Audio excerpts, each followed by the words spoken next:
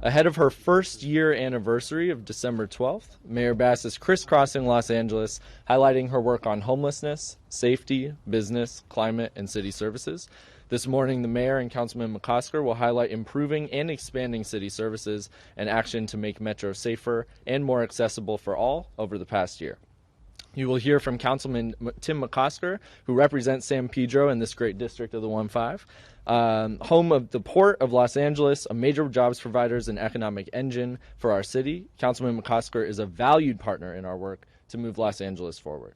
Following the councilman, you will hear from Metro CEO Stephanie Wiggins, who directs the nation's second largest public transportation network that serves the Los Angeles region, working to deliver a world-class transportation experience on buses, trains, bikes, and more. Then we will hear from Metro PIO May Meaton, who will provide remarks in Spanish. Standing alongside me as well are Deputy Mayor of Infrastructure Randall Winston, as well as General Manager of Street Services Keith Mose. With that, I'll hand it over to Mayor Bass. Good morning, everyone. Good morning. It is very nice to be here on this lovely day in the 1-5. Right behind me, this broken sidewalk will be repaired this week to make sure that residents in this neighborhood can safely use this sidewalk to get around. It has been brought to my attention that in this area, in the San Pedro area, some of the city's infrastructure is the oldest, which means it needs even more attention. San Pedro's councilman, Tim McCosker, secured $28 million to repair broken sidewalks like this one across the city in the budget this year. And we're just getting started. I want to thank the councilman for his partnership to deliver for the people of San Pedro. Every neighborhood in Los Angeles deserves safe, accessible streets and sidewalks. In my first year, we've urgently worked to improve city services and safety and accessibility of Metro, and today we're releasing data that proves it.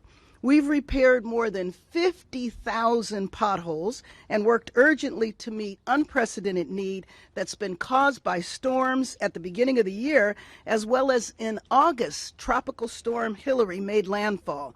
We've added 50 people to our illegal dumping teams to proactively address illegal dumping in areas where it's most chronic and have already begun to see the results of this new approach, but we know that there is more work that needs to be done. We've secured $30 million for bus shelters so that in the coming year we can finally start protecting some of our vulnerable Angelenos who are forced to wait in extreme heat. We've hired more than 2,500 Angelenos. They have joined the city family and will create a positive feedback loop because that means more services and less waiting. The progress we've made is important, but there is still so much more to do. Los Angeles is a world-class city that deserves world-class services, and that is what we are working to deliver. So far this year, our city departments have fulfilled more than 2.2 million requests for critical services like bulky item pickups, potholes, streetlight repairs, and so much more. So let me use this opportunity to remind Angelenos to log maintenance requests in My LA 311. You can also do this by calling 311 or going online. The city is ready to deliver for you. This year, we've delivered more than 100,000 services than last year. Part of this is because we have hired. Later this morning, I will attend a graduation ceremony for the Clean LA program to mark another successful cohort that is helping us break down barriers to city employment while fulfilling critical vacancies in our Public Works Department. The Clean LA Jobs program allows workers to gain experience through hands-on training programs in weed and litter abatement so that workers can become full-time city employees with union benefits. We have graduated more than 50 workers this year who have completed more than 1,000 hours of training. For the first time since the program's creation, workers will have the opportunity to join street service department in addition to sanitation, giving our employees more choices and opportunities. This is just one of the ways that we are working to break down barriers to getting hired by the city, and we are hiring across the city. And many of you have heard me all year long talk about the vacancies and the fact that we have good paying union jobs with benefits. And so I have been going around the city encouraging people, come aboard, come work for the city of Los Angeles. Our Board of Public Works held 4 job fairs across the city. I joined Councilwoman Hernandez at the most recent Elysian Park job fair, where more than 800 Angelenos attended and explored potential jobs with our city's departments. This work to expand the city family must continue. And again, I want to thank the council member for his leadership as the chair of the personnel department for helping to find solutions to fill these critical roles.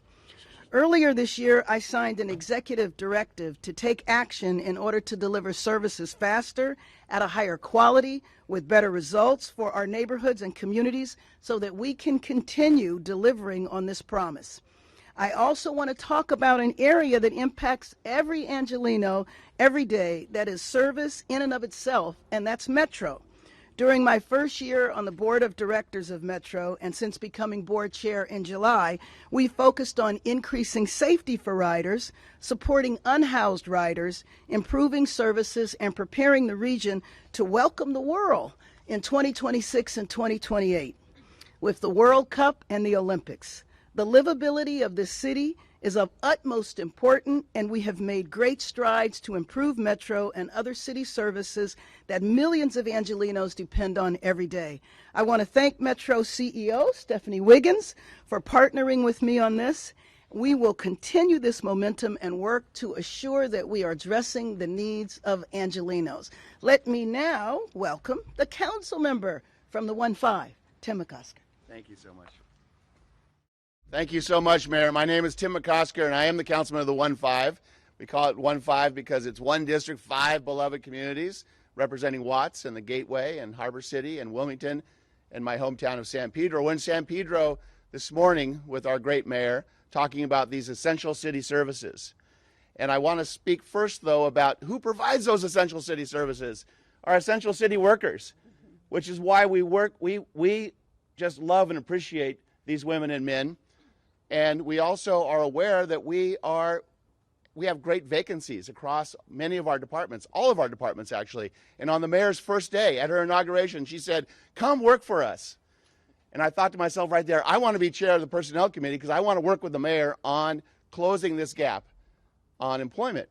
And so I am really honored that with the mayor's support and her leadership and the leadership of our office, we've had 3 of those job fairs in the 1-5. And we've had 2 of them alone in Watts, where we have high unemployment rates. And we've had 1 in Wilmington, where we also have great need for jobs.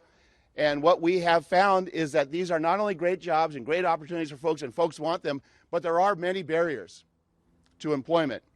And there are barriers that should not exist, which is why later today our office is doing an expungement event. Yes. And we're doing it in Watts to make sure that we can help people clean up their records, working with the DA and working with attorneys who are lending their services to make sure that we can clean up people's records for minor things so they can come in and help us do this work. Because you don't fix a sidewalk just by putting money in the budget. You fix a sidewalk with having women and men who can do the work. And as we look over at this sidewalk, I wish this were unique and unusual in our neighborhoods, but it's not. We have lots and lots and lots and lots of broken sidewalks and overgrown trees. The sidewalks, curbs, streets, and gutters and the conditions of our neighborhoods really need some attention. And the mayor is right when she says that one of the oldest neighborhoods in Los Angeles is right here in San Pedro. It's not this neighborhood. It's what we call below Pacific. And we've been really, really focused on making sure that we are looking at some of our oldest infrastructure to make sure that we can repair it. And we've been focused there with the mayor's assistance and with the great women and men of the department. For example, later this weekend, these crews are working overtime. I don't think people know that our street services is working 7 days a week. A lot of overtime. And this weekend alone, I'll say to my CD15 community, on 8th Street from Mesa to Pacific, which is one of our oldest neighborhoods, is getting a bunch of street repair, a bunch of tree trimming that is absolutely necessary for health and safety of our neighborhoods, to make sure trees don't come down, make sure people can see stop signs and stoplights.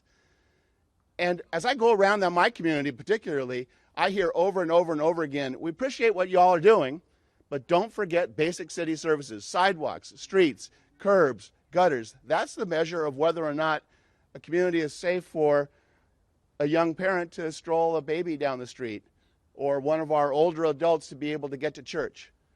So we are really, really focused on this, and I will tell you the most important tool that we all have is 311, right, Mayor? That's right. The 311. Think about this. You know how we all like to do to-do lists? 311 in my community is my to-do list every day. So get out your phone, get the app. When you see it, report it, and give me a to-do list every single day. 311, it's a to-do list. It's longer than I can accomplish today, but we are all working to making this government more efficient so that we can actually finish our to-do list. And we all have the stress and anxiety of going to bed and realizing we didn't finish everything we're supposed to do. Everybody on council and the mayor, we all feel that way. But we are working to make sure that we can get to our to-do list. And one of our to-dos is to make public transportation affordable and safe and healthy for everyone in our community. And I have had the privilege and the honor of riding our system, the system that serves CD15, with our CEO, and she is a great partner to the city of Los Angeles, and she's also a great public servant. When I rode with her the Silver Line to Watts one day, folks on the system were recognizing her and thanking her for working so hard to make this a safer system. So I'm really honored to be in partnership with and to introduce Stephanie Wiggins, our Metro Director. Thank you. Thank you, Councilman. Good morning, everyone. I want to thank Mayor Bass, who's serving as our chair of Metro this year, for inviting me to really share in this milestone. You know, 2023 is serving to be the warmest year on record for the planet. And there's no better time to really, as the mayor has been saying all year long, to lock arms with our partners in government to really do whatever we can to address the climate crisis. I am grateful for the partnership with the Bureau of Street Services, with Keith Mosey, and really going to be able to partner on accelerating the delivery of bus shelters. We are grateful for the partner with LADOT on expanding bus-only lanes. We now are up to more than 50 miles of bus-only lanes in 2023.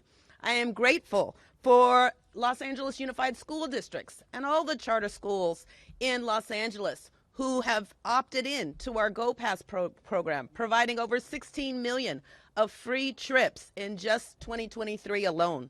I am grateful for the council, like Councilman McCosker in the 1-5, to really not just talk about policy changes, but really walk it, to use the service, to help me and our board and my over 11,000 employees really understand what difference we need to make to ensure that not only do we get the basics right, but we provide quality services. So I'm just really delighted to be here because the culmination of the last 11 months or so, and knock on wood for December's numbers, but we are in the middle of 11 consecutive months of year-over-year ridership. Why is that important? The mayor talked about the intention to get back to basics on ensuring we provided a safe system. The efforts that we have had underway are showing results. We now have a reduction in system-wide crime of over 43% since April, which was our highest peak in reported crime on our system, and we're getting better every day. We've expanded the number of homeless outreach teams on our system. We've more than tripled them to make sure we can also connect people with services. We're just really grateful for the opportunity and the partnership, and we know locking arms works, because we got the news last week. It's official. We are number 2 in the country of the highest ridership, 280 million trips over the last 12 months. Thank you, Mayor, for your partnership. Thank you for your leadership as chair, and look forward to continuing to partner with you. Congratulations to you. Thank you. Now I'll bring up May to do a little bit of translation. Buenos días. Bueno, voy a leer los comentarios de nuestra CEO Stephanie Wiggins en español. Van a ser un poquito diferentes, pero vamos. Buenos días. Muchas gracias a la alcaldesa Karen Bass. Quiero comentarles que los viajes de metro han incrementado cada mes desde que ella se unió a la Junta y estamos casi más arriba casi de los niveles de viajes prepandémicos. Cada día suben a nuestros trenes más de 950, tenemos más de 950 abordajes diarios. Hemos abierto también 50 millas exclusivas para bus a lo largo de la región y hemos contratado a más de 1,000 conductores para reducir el problema de la escasez de choferes que teníamos. Eso también ha reducido las cancelaciones en los viajes en 1%. Hemos apoyado también a las personas sin hogar de nuestro sistema, agregando 16 grupos de alcance y ahora son 24 en total. Desde julio, Metro ha ayudado a que las personas sin hogar encuentren casa. El número es de 527 personas. También, desde que abrimos el conector regional en abril y en junio, hemos agregado 3 nuevas estaciones en Los Ángeles. Y esto ha hecho de que las personas no tengan que realizar diferentes abordajes, sino puedan viajar de un solo tirón desde Long Beach a Azusa o desde Santa Mónica hasta el este de Los Ángeles. También agradecer a las personas que utilizan el Go Pass, que son nuestros estudiantes desde pre-kinder hasta el grado 12 y colegios comunitarios. Se han provisto 60 millones de viajes gratis con este pase durante el 2023. Queremos también recordarles que Metro está comprometido en ofrecer un servicio de calidad y seguro. Estamos mejorando y queremos mostrar resultados. También estos últimos días nos dijeron que éramos la segunda agencia de transporte con más abordajes en el país. Queremos continuar este momento y estamos trabajando para asegurar que estamos haciéndonos cargo de estos problemas con urgencia. Gracias. Again, I want to highlight 3 points from the remarks earlier. More than 2,500 Angelinos have been hired this year. Los Angeles has delivered 100,000 more services this year than last year. And as CEO Wiggins said, Metro ridership has increased every month. And again, none of this would be possible without locking arms, delivering for Los Angeles with elected leaders like Councilman McCosker.